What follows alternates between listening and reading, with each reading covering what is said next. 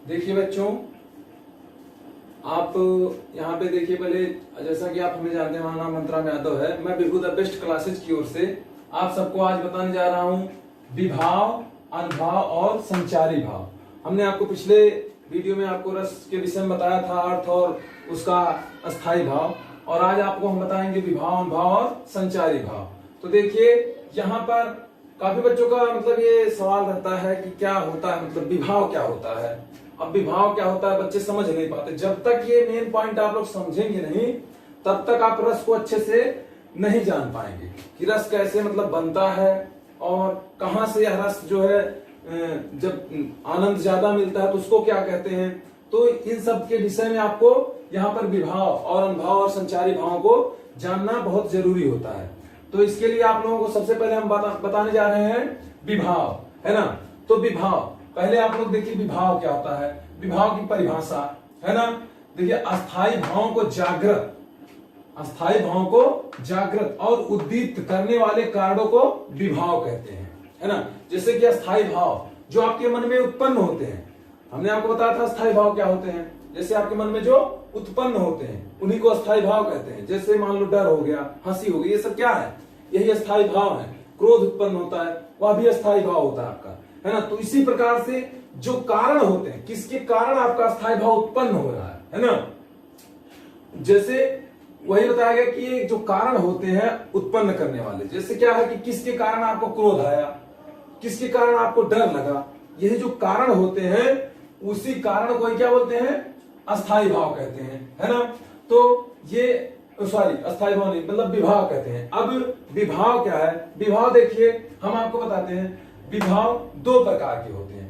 विभाव क्या होते हैं, दो प्रकार के होते हैं। दो प्रकार के कौन कौन से होते हैं, देखिए विभाव के दो भेद होते हैं। अब दो भेद होते हैं, एक नंबर एक होता है क्या, आलंबन विभाव, और नंबर दो होता है उद्दीपन विभाव। अब देखिए आलंबन क्या होता है इसमें और उद्दीपन क्या होता है, ये हम आप लोगों को आज बताएंगे। सबसे पहले देखिए आप लोगों को हम बता रहे हैं आलंबन विभाव। आलंबन विभाव किसे कहते हैं, ये मेन पॉइंट है। देखिए आलंबन विभाव क्या होता है कि जैसे जिस व्यक्ति अथवा वस्तु के कारण, जिस व्यक्ति अथवा वस्तु के कारण किसी व्यक्ति में कोई भाव जागृत होता है, तो उस व्यक्ति अथवा वस्तु, है ना, उस व्यक्ति अथवा वस्तु पर देखिए भाव का आलंबन कहलाता है। कहने का मतलब जो जैसे कोई भाव क्या होता है, कोई भाव जैसे आपके अंदर किसी वस्तु के कारण आपके अंदर कोई भाव जागृत होता है, तो उस वस्तु को क्या कहते हैं, या उस व्यक्ति को, या उस वस्तु को जिसके कारण आपके अंदर जागृत हो रहा है, उस वस्तु या व्यक्ति को क्या कहते हैं, आलंबन विभाव कहते हैं। जैसे आप मान लीजिए किसी के कारण आपको डर का उत्पन्न हुआ, तो वही आपका क्या हो गया, आलंबन विभाव हो गया। जैसे क्या है, जैसे आप देखिए, जैसे क्या, यदि किसी व्यक्ति के मन में सांप को देखकर भय नामक अस्थाई भाव उत्पन्न हो जाए, है ना, अस्थाई भाव उत्पन्न हो जाए, है ना। तो जैसे उत्पन्न हो जाता है या जाग जाता है, तो जाग जाए तो वहां सांप उस व्यक्ति का क्या हो जाएगा, क्या हो जाएगा, आलंबन विभाव होगा। जैसे सांप को देखा, मान लीजिए कोई व्यक्ति है जिसने क्या सांप को देखा और उसके अंदर भय मतलब डर उत्पन्न हो गया। अब जब डर उत्पन्न हो गया तो डर किसके कारण आया, डर का कारण कौन हुआ, यहाँ पे डर का कारण कौन हो रहा है, सांप। सांप क्या हो रहा है, डर का कारण। तो डर का कारण हो रहा है सांप, तो यहाँ पे क्या है, यही सांप जो है उस व्यक्ति का क्या हो जाएगा, आलंबन विभाव। अब समझ में आ गया होगा आप लोगों को कि आलंबन विभाव क्या होता है। आलंबन विभाव का सीधा सीधा अर्थ यही रहेगा कि जिस व्यक्ति अथवा वस्तु के कारण किसी व्यक्ति के मन में, है ना, जो भाव उत्पन्न होता है उसी को क्या कहते हैं, आलंबन विभाव, जिसके कारण उत्पन्न होता है। जैसे यहाँ पे हमने आपको बताया कि सांप के कारण क्या हो रहा है, उत्पन्न हो रहा है डर, है ना। तो सांप के कारण अगर उत्पन्न हो रहा है तो यही जो कारण है सांप, है ना, जिसके कारण उत्पन्न हो रहा है, यही आपका आलंबन विभाव कहलाएगा, है ना। सीधा सीधा आपका है कि जिसके कारण। अब देखिए इसका क्या होता है, एक और होता है क्या, उद्दीपन। उद्दीपन क्या होता है, हमने आपको बताया एक आलंबन होता है, एक उद्दीपन होता है। तो अब आप तो जान गए कि आलंबन क्या होता है, आलंबन विभाव हमने बताया जिसके कारण उत्पन्न होता है वही आपका आलंबन विभाव होता है। जिसके कारण आपको क्रोध आ जाए, या मान लीजिए डर आ जाए, या हंसी आ जाए, तो मतलब जिसको देख कर या जिसके कारण, है ना, उत्पन्न होता है आपके अंदर ये सब भाव, वही आपका आलंबन होता है। लेकिन अब आपको हम बता रहे हैं उद्दीपन क्या होता है।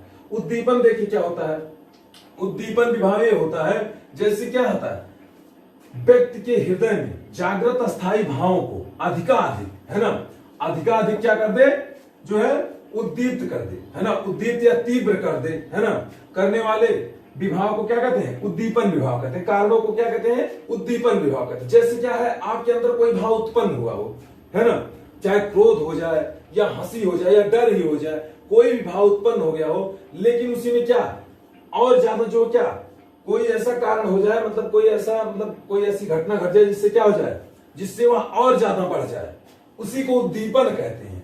कहने का मतलब जैसे आप लोग जानते होंगे आग में घी डालना, है ना, आग में घी डालने का काम क्या है, यही उद्दीप्त कर रहा है, उसको और ज्यादा भड़का दे रहा है।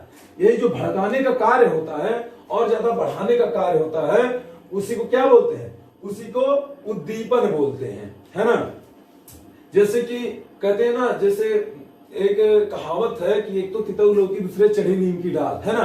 तो कहने का मतलब क्या है, वही है कि जैसे वहां पे बढ़ा दे रहा, उसके तीखेपन को और ज्यादा बढ़ाने का कार्य हो रहा है। तो वही बता रहे हैं यहाँ पे, हम आप लोगों को बता रहे हैं कि क्या है, कि इसके भाव, जैसे ऊपर हमने आपको बताया कि आलंबन में सांप के कारण क्या हुआ, डर लग गया, है ना। तो कहने का मतलब क्या है, सांप के कारण डर लगा, ये आलंबन हो गया, लेकिन इसके अब बढ़ा क्यों और ज्यादा, जैसे क्या है, इस सांप से डर तो लग ही रहा है, लेकिन उद्दीप्त कर रहा और ज्यादा डर को कौन बढ़ा दे रहा है। जैसे हमने आपको बताया सांप की फुफकार, है ना, सांप की फुफकार जो होती है, यह क्या कर देती है, और ज्यादा आपके डर को बढ़ा देती है। जैसे आप ऐसे खड़े हैं, आपके दोनों पैरों के बीच में आपके मान लीजिए सांप आ गया, है ना। अब सांप आ गया तो आपको डर तो वैसे ही लग रहा है, यहाँ सांप आ गया, अब आप वैसे ही डरे हुए हैं, लेकिन अगर मान लीजिए सांप उसी समय क्या फुफकार मार दे, तो आपका डर दुगना क्या और ज्यादा बढ़ जाएगा। तो वही जो बढ़ाने का कार्य कर रहा है क्या है, वही है क्या है, आपका उद्दीपन है। वही जो फुफकार है, उसकी फुफकार से इंसान का डर और ज्यादा बढ़ जा रहा है। यही डर बढ़ने की क्रिया जो होती है, वही आपकी क्या होती है, उद्दीपन विभाव कहलाती है। तो वहां पे सांप की फुफकार जो है आपका उद्दीपन विभाव कहलाएगा। तो आप लोग जान चुके होंगे कि यह जो क्या है, आपका आलंबन क्या होता है और उद्दीपन क्या होता है, सीधा सीधा। अब हम आप लोगों को बताते हैं क्या है, अनुभाव। अब देखिए हम आप लोगों को अनुभाव बताने जा रहे हैं। देखिए अब तक आप लोग जो है विभाव जाना, अब हम आपको बता रहे हैं अनुभाव। अनुभाव देखिए क्या होता है, अनुभाव की परिभाषा देखिए, है ना। अनुभाव मानव मन में, है ना, अस्थायी भाव जागृत होने पर मनुष्य में कुछ शारीरिक चेष्टाएं उत्पन्न होती हैं, जिन्हें अनुभाव कहा जाता है। जिन्हें क्या कहा जाता है, अनुभाव कहा जाता है। जैसे कहने का मतलब यह है कि मानव मन में क्या होता है, जैसे कोई अस्थायी भाव जागृत होता है तो उसके अंदर जैसे शारीरिक चेष्टाएं उत्पन्न हो जाती हैं। जैसे क्या करने लगे, जैसे मान लीजिए डर ही उत्पन्न हो जाए या खुशी उत्पन्न हो जाती है, तो जैसे हंसी का भाव उत्पन्न हो जाता है तो लोग हंसने लगते हैं, है ना, हंसने लगते हैं। कितने लोग हंस के लोटपोट हो जाते हैं। तो ऐसी स्थिति होती क्या है, क्या है, अनुभाव के अंतर्गत आते हैं। और जैसे मान लीजिए क्रोध का हो जाए या फिर मान लीजिए डर का हो जाए, तो हमने यहाँ पे मतलब उदाहरण के लिए आपको डर के लिए समझा रहे हैं। देखिए उदाहरण मान लीजिए जैसे है ना, मतलब अनुभव क्या हो रहा है, सांप को देख रहे हैं, है ना। जैसे हमने आपको बताया कि मानव मन में, है ना, तो कुछ शारीरिक चेष्टाएं क्या हो रही है, जैसे सांप को देखकर, है ना, सांप को देखकर कोई व्यक्ति चिल्लाने या भागने लग जाए, है ना। कहने का मतलब सांप को देखकर कोई व्यक्ति क्या हो जाता है, डर से क्या करने लगता है, चिल्लाने या भागने लगता है। तो क्या कहते हैं, उसकी यह क्रिया अनुभाव कहलाती है। उसकी यह शारीरिक चेष्टा जो हो रही है, जो है मतलब सांप को देख रहा, सांप को देखा, उसके बाद क्या डर से वह चिल्लाने और भागने लगा। अब यही उसका चिल्लाना और भागना जो होता है, वही क्या कहलाता है, वही उसका अनुभाव, है ना। वही उसका क्या है, वही क्रिया उसका अनुभाव कहलाती है। अनुभाव जैसे, और अनुभाव क्या है, इसके चार भेद होते हैं। चार भेद कौन कौन से हम आपको बता रहे हैं। देखिए जैसे चार भेद क्या होता है, जैसे कायिक अनुभाव नंबर 1 रहता है आपका। नंबर 1 हमने आपको बताया कि क्या है, कायिक अनुभव। यहां पर नंबर 1 कायिक अनुभव देखिए क्या है, शरीर की देखिए कृत्रिम चेष्टा, है ना, कृत्रिम चेष्टा को कायिक अनुभाव कहा जाता है ना।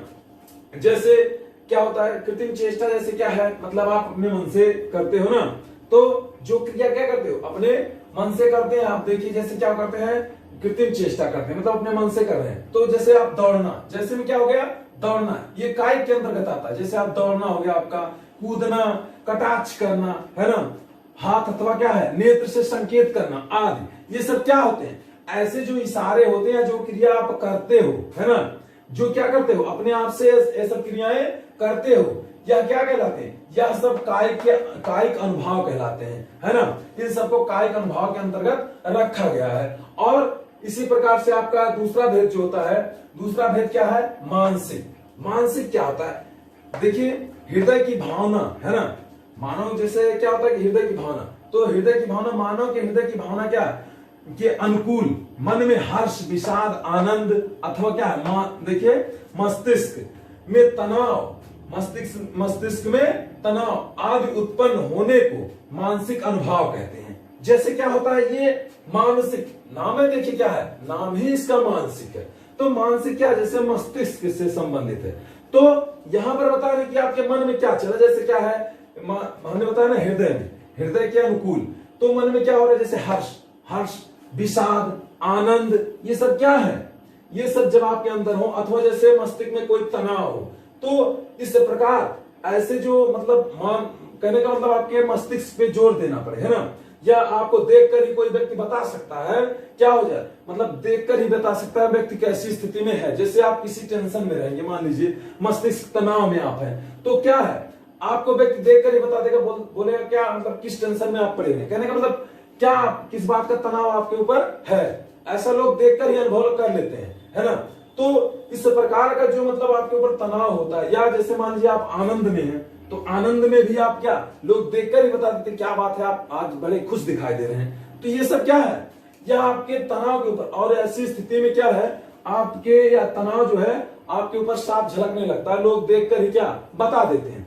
तो यह जो तनाव संबंधित होता है और खुशी के संबंधित होता है, जो आपके मस्तिष्क पर क्या करता है, कहने का मतलब आनंद प्राप्त करता है, या तनाव जो होता है, यह जो क्रियाएं होती है मस्तिष्क पर जो मतलब क्रिया होती है, वह क्रियाएं जो कहलाती है क्या होती है, वह मानसिक, है ना, वह मानसिक अनुभव कहलाती हैं। ऐसी क्रियाएं जिसमें क्या मस्तिष्क पे जोर पड़े, है ना, चाहे खुशी का हो या गम का हो, या क्या कहलाती है, यह जो है मानसिक अनुभव कहलाती है ना।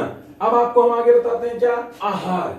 आहार अगला नंबर 3, अगला पॉइंट है आपका आहार। आहार क्या होता है, देखिए आहार, आहार हम आप लोगों को, देखिए आप लोगों को बता रहे हैं क्या, आहार, आहार को, आहार अनुभव जो होता है इसको क्या बोलते हैं, मन में, देखिए मन के भावना के अनुसार अलग अलग प्रकार की कृत्रिम वेश रचना आहार कहलाती है। जैसे क्या होता है, आहार अनुभव कहलाते हैं, जैसे कहने का मतलब आपके मन की भावना के अनुसार, आपके मन में कैसी भावना चले, भावना कहने का मतलब क्या आपके मन में, जो आपके मन में चले उसको क्या आप उसी का रूप धारण करें, यही क्या होता है, वही आपका आहार के अंतर्गत आता है। जैसे क्या कृत्रिम वेश, कृत्रिम मतलब क्या होता है, बनावटी वेश रचना।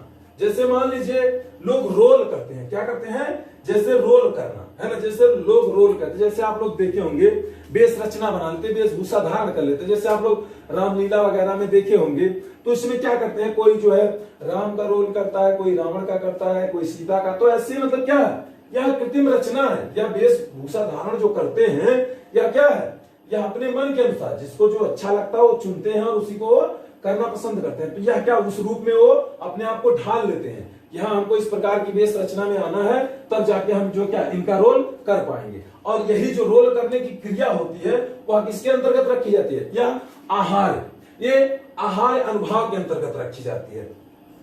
और अब तो आपको समझ में आ गया। आगे हम आप लोगों को बता रहे हैं सात्विक अनुभव। अब देखिए सात्विक अनुभव क्या होता है, देखिए अब आप लोग सात्विक अनुभव देखिए, अब आप देखिए सात्विक अनुभव। सात्विक अनुभव क्या होता है, सात्विक अनुभव जैसे अंतःकरण, देखिए अंतःकरण के विशेष धर्म, है ना, सत्व, है ना, से उत्पन्न, यहां पर होता है सत्व से उत्पन्न ऐसे शारीरिक या अंग विकार, है ना, को सात्विक अनुभव कहते हैं। सात्विक अनुभव जैसे क्या है, यहां पर बताया गया कि सात्विक अनुभव जैसे हमने बताया कि जैसे जिससे हृदय में, है ना, जिससे क्या सात्विक अनुभव वही होता है जिससे क्या होता है, हृदय में कौन सा रस उत्पन्न है ना, तो इससे पता चलता है। जैसे देखिए जिससे हृदय में उत्पन्न रस या भाव का पता चलता है। इस प्रकार के शारीरिक विकारों पर, है ना, इस प्रकार के शारीरिक विकारों पर क्या होता है, विकारों पर आश्रय का कोई नियंत्रण नहीं रहता। जैसे यह सात्विक अनुभाव जो होता है, यह अनुभाव जब किसी व्यक्ति में उत्पन्न होता है तो इस पे किसी का कोई नियंत्रण नहीं रहता है, व्यक्ति का कोई नियंत्रण इस पे नहीं होता है। व्यक्ति यदि सोचे कि हाँ इस पर नियंत्रण बना ले तो ऐसा कुछ नहीं होता, वो अपने आप आते हैं। जैसे क्या यह मनुष्य में अस्थायी भाव क्या उद्दीप्त होते ही स्वतः उत्पन्न हो जाते हैं। जब भी मनुष्य के अंदर क्या होता है, मतलब यह भाव उत्पन्न होता है सात्विक अनुभाव, या स्वतः ही क्या कहने का मतलब कोई भाव उत्पन्न होता है, जैसे आपके अंदर जैसे हंसने रोने का क्या फिर कोई भी भाव उत्पन्न होता है, या स्वतः ही उत्पन्न हो जाते हैं। स्वतः उत्पन्न होते हैं, इसमें मनुष्य का कोई जोर नहीं रहता। कहने का मतलब वो अपने आप में इसको रोक नहीं पाता है ना। और यह अनुभव कितने प्रकार के होते हैं? 8 प्रकार के, 8 प्रकार के होते हैं। अब देखिए सात्विक अनुभव जिसपे क्या है, कहने का मतलब मनुष्य का कोई मतलब अपना किसी प्रकार का कोई नियंत्रण नहीं रहता है, तो वह 8 प्रकार का होता है। देखिए 8 प्रकार क्या, जैसे नंबर 1 होता है अस्तंभ। अस्तंभ क्या होता है? शरीर के अंगों का जड़ हो जाना।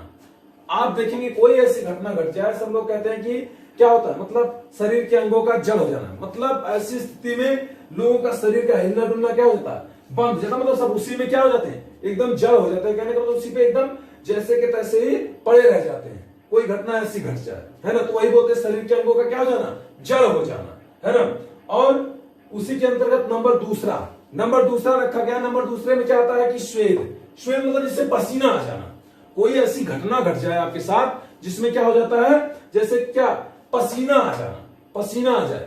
ऐसे कभी कभी आपके साथ ऐसी घटनाएं घट जाती हैं जिसमें क्या हो जाते हैं, लोगों के पसीने छूटने लगते हैं। जब लोगों के पसीने छूटने लगते हैं तो ऐसी स्थिति में क्या हो जाता है कि श्वेत के अंतर्गत रखा जाता है। वह श्वेत में क्या, सात्विक अनुभाव में श्वेत के अंतर्गत उसको रखा जाता है। और जैसे रोमांचित करने वाला कोई घटना, मतलब आपके सामने कोई वाक्य ऐसा आ जाए जिससे आप क्या एकदम रोमांचित हो जाए, मतलब रोमांचित जैसे आपके रोंगटे खड़े हो जाए, है ना। रोंगटे खड़े होने का मतलब क्या होता है, जैसे कुछ लोग डर से रोंगटे खड़े हो जाते हैं, है ना, डर से रोंगटे खड़े हो जाते हैं। मतलब जैसे क्या होता है कि ऐसी स्थिति में जब आप पहुंचते हैं, जैसे आपके रोंगटे खड़े हो जाते हैं, कभी कभी डर से लोगों के रोंगटे खड़े हो जाते हैं, है ना। तो यह जैसे इस पे भी किसी का, हमने आपको बताया कि इसमें किसी का कोई जो क्या नियंत्रण नहीं होता है ना, तो इसमें भी किसी का नियंत्रण नहीं होता। जैसे क्या है, अभी मान लीजिए ठंड का मौसम रहता है तो कोई आपके ऊपर पानी का छींटा थोड़ा सा मार दे, है ना, तो ऐसी स्थिति में क्या आप देखेंगे आपके रोंगटे खड़े होंगे। तो क्या आप लाख चाहें कि हाँ हमारे रोंगटे ना खड़े हों, ऐसा कभी नहीं होता। वो अपने आप आकार क्या हो जाता है, उत्पन्न हो जाता है। तो वही हमने आपको बताया कि क्या मनुष्य के हृदय में क्या है, भाव उद्दीप्त होते, मतलब कोई भी बात, जैसे उसमें डर है, ठंड से डर लग रही है, मतलब जल से डर लग रहा है, ठंड लगेगी, और क्या स्वतः उत्पन्न है, रोंगटे क्या स्वतः खड़े हो जा रहे हैं, तो इसपे कोई भी मतलब नियंत्रण नहीं है। तो वही बता रहे रोंगटे खड़े हो जाते हैं। जैसे क्या एक कभी कभी होता है स्वर भंग, ये नंबर आपका 4 आता है, क्या है, स्वर भंग मतलब आवाज ना निकलना। ऐसी स्थिति में कभी कभी क्या होता है कि कोई ऐसा वाक्य आ जाता है कि आगे इंसान कुछ बोल ही नहीं पाता, ऐसी कोई घटना आ जाती है कि इंसान कुछ बोल ही नहीं पाता, तो वह क्या स्वर भंग के अंतर्गत आता है, जिससे आवाज ना निकलना। और अगला देखिए नंबर 5 क्या होता है सात्विक अनुभाव में, नंबर 5 के अंतर्गत रखा गया कंप को। कंप क्या होता है, कंप मतलब कांपना। लोग कभी कभी ऐसा होता है कांपने लगते हैं, डर से भी लोग कांपने लगते हैं। वही जो डर से कांपने लगते हैं उसपे भी इंसान का अपना बस नहीं होता। कभी कभी आप देखते हैं कुछ ऐसे वाक्य आ जाए, जैसे लोग आपको डर लगने लगता है और आपके पैर या मतलब शरीर का कोई भी या पूरा शरीर ही क्या थर थर करके कांपने लगता है। यह कांपने की क्रिया जो होती है वह कंप के अंतर्गत रखी जाती है। सात्विक अनुभाव के अंतर्गत जो है इसको रखा गया क्या, कंप में, है ना, कंप में। नंबर 5 पे इसको कंप में रखा गया है। अब आप लोग देखिए फिर क्या है नंबर 6 विवरता क्या है, चेहरे का रंग उड़ जाना। विवरता में है क्या, विवरता हमने आपको बताया इसका अर्थ कहने का मतलब यह है कि चेहरे का रंग उड़ जाना। अब कोई ऐसी घटना घट जाती है इंसान के पास तो क्या होता है कि उसके चेहरे का रंग उड़ जाता है। मतलब आप हंसी खुशी से मतलब रह रहे हैं, मान लीजिए किसी पार्टी वगैरह में आप हंसी से है पूरा, मतलब दोस्तों के विषय में खुश हैं, लेकिन कोई आके कोई ऐसी घटना मतलब बता दे, कोई प्रिय घटना आपको आके कोई बता दे कि आपके घर में यह घटना घट गई है, तो ऐसे में क्या आपके चेहरे से सब हंसी गायब हो जाएगी। और वही बता रहे हैं कि ये चेहरे का रंग उड़ जाना। कुछ समय पहले क्या रंग था, कहने का मतलब हंसी का माहौल था, आप खुश थे, चेहरे से दिखाई दे रहे थे, आप बहुत खुश हैं। लेकिन जैसे भी आप घटना सुनते हैं फिर क्या हो जाता है, वहां पे आपके चेहरे से वह हंसी और खुशी का माहौल क्या हो जाता है, गायब हो जाता है। तो वही जो गायब होने की क्रिया है, मतलब वो हंसी और खुशी का माहौल जो गायब हो जाता है आपके चेहरे से, वही जो गायब होने का मतलब क्रिया है, वह क्या है, चेहरे का रंग उड़ जाना कहते हैं उसको। यह आपको जो विवरणता के अंतर्गत रखा गया है इसको। अब देखिए नंबर 7, हम आपको बता रहे सात्विक अनुभव में नंबर 7 में आता है आंसू, है ना। अश्रु जो होता है वो आंसू, इस पे भी इंसान का कोई जोर नहीं चलता। मतलब ये सब ऐसे हैं जिन पर इंसान का कोई भी मतलब जोर नहीं चलता, मतलब इस पे किसी प्रकार का नियंत्रण वो नहीं रख पाता। जैसे आ गया आपका अश्रु मतलब आंसू। कभी कभी ऐसी घटना घट जाती है कि इंसान के आंसू स्वतः निकलने लगते हैं। अब निकल रहे हैं तो उसको कोई रोक नहीं पाता, वह निकल रहे हैं तो निकलेंगे, है ना। इसी वजह से इस पे कोई जोर नहीं रहता। लोग कहने का मतलब बिना रोए इंसान रह नहीं पाता, है ना। तो ऐसी स्थिति में क्या होता है, अश्रु निकलने का जो मतलब घटना आपके सामने आता है, मतलब कहने का जो घटना आपके सामने घटित होती है जिसमें अश्रु आते हैं, तो ये क्या होते हैं, मतलब इसमें भी इंसान का कोई जोर नहीं रहता है। तो यही बताया गया, इसको अश्रु के अंतर्गत रखा गया। और ये आपका आता है सात्विक अनुभव में, यह आता है आपके सात्विक अनुभव में। और नंबर 7 पे इसको रखा गया अश्रु, है ना, अश्रु में। अब हम आपको अंतिम वाला बता रहे हैं प्रलय, है ना। प्रलय जैसे क्या था, प्रलय क्या होता है, प्रलय देखिए हमने आपको लास्ट में बताया प्रलय, है ना। प्रलय में जैसे शुद्ध बुद्ध खो बैठना। कभी कभी क्या होता है कि इंसान के सामने कुछ ऐसी अप्रिय घटना घट जाती है कि इंसान अपना शुद्ध बुद्ध खो बैठता है, जैसे बेहोश हो जाते हैं, है ना। तो ऐसी स्थिति में क्या होता है, मतलब उनको कुछ नहीं होश रहता, क्या हो रहा है क्या नहीं, उनको किसी चीज में मतलब कोई इंटरेस्ट नहीं रहता, मतलब सब कहने मतलब बेहोशी की हालत में हो जाते हैं। वही होता है क्या, शुद्ध बुद्ध खो बैठना। ऐसा हम और आप मतलब देखते होंगे, गांव में ऐसी घटनाएं बहुत बार घटती रहती। जितनी हमने बताई सब घटनाएं जो है, कभी आपके ऊपर बीतती है, कभी आपके अपनों के ऊपर बीतती है, तो कभी आप देखते हैं, तो कभी क्या है आपके ऊपर खुद बीतती है, तो आप महसूस करते हैं यह सब घटनाएं। और इसमें इंसान का कोई जोर नहीं चलता है, जिससे क्या कहते हैं, मतलब जैसे शुद्ध बुद्ध खो बैठना मतलब हार्ट अटैक हो जाते हैं, ये सब क्या है, इस पे इंसान का अगर बस रहता तो ऐसा होता नहीं रहता। वही है कि इस पे इंसान का कोई नियंत्रण नहीं रहता। ये तो आपका था क्या होता है, सात्विक अनुभव। ये सात्विक अनुभव के अंतर्गत हमने आपको जानकारी दी। अब आपको हम बताते हैं संचारी भाव। देखिए संचारी भाव क्या होता है, देखिए अब आपको संचारी भाव जानना है। संचारी भाव क्या है, देखिए संचारी भाव आश्रय में उत्पन्न होने वाले, है ना, अस्थिर मतलब स्थिर नहीं रहते, अस्थिर मनोविकार को संचारी भाव कहते हैं, है ना। ये मनोविकार पानी के बुलबुलों की भांति, है ना, पानी के बुलबुलों की भांति बनते और मिटते रहते हैं। कहने का मतलब ये मनोविकार अस्थिर होते हैं। अस्थिर का मतलब क्या आता है, जैसे मनोविकार पानी के बुलबुलों की भांति जो होते क्या होते हैं, बनते क्या है, भांति जो होते क्या होते, बनते और मिटते रहते हैं, है ना।